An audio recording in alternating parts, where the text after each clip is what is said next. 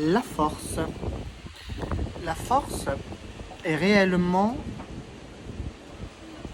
puissante lorsqu'elle atteint le cosmos.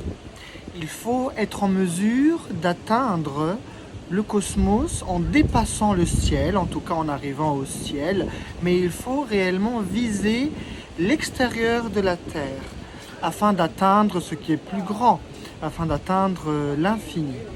Il sera donc très important de mener en avant sa force, cette vague minérale, cette radioactivité, en tout cas cette fréquence minérale, au-delà de notre atmosphère, afin d'atteindre l'univers.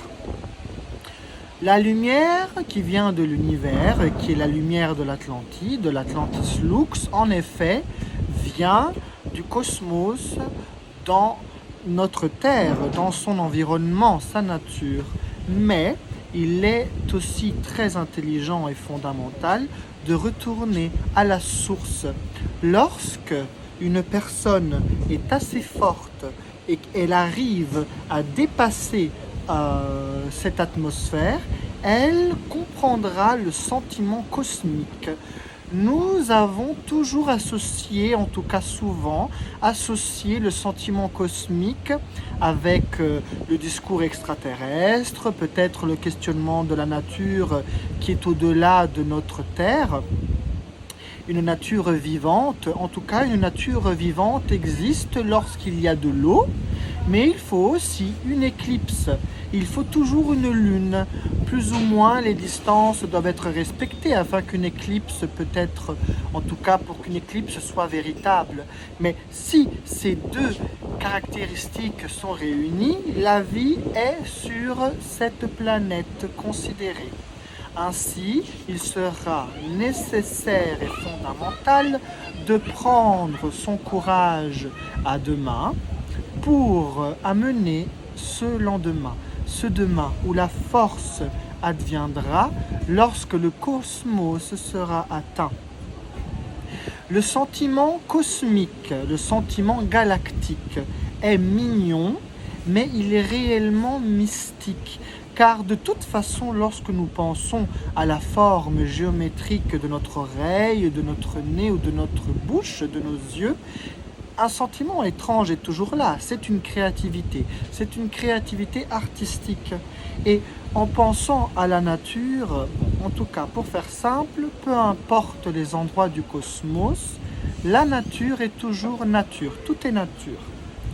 Il sera donc très important d'atteindre ce cosmos, d'atteindre ce ciel, afin que la vie puisse réellement être foisonnante. Nous devons fonctionner avec le cosmos. Notre amour vient du cosmos. Lorsque nous aimons quelqu'un, cette vague amoureuse qui est cette conscience plasmatique, féminité-plaisir, atteint la conscience de la personne que nous aimons, mais il faut comprendre que cet amour, avant nous, est dans l'univers et qu'ainsi, il se déverse tel un vase. L'ère du Verseau est ce vase qui se déverse infiniment et cette eau de cette conscience est déjà dans le cosmos, toute dorée et depuis tous les temps. J'espère que vous ayez, en tout cas j'espère que vous puissiez comprendre réellement cette importance, car la force, lorsqu'elle est cosmique et non plus seulement terrestre, en tout cas tellurique, elle devient cosmique, les choses changent. Vous devenez un titan, vous devenez un Atlante. C'est ce que être un dieu signifie pour un homme. Atlantis Lux et la roca.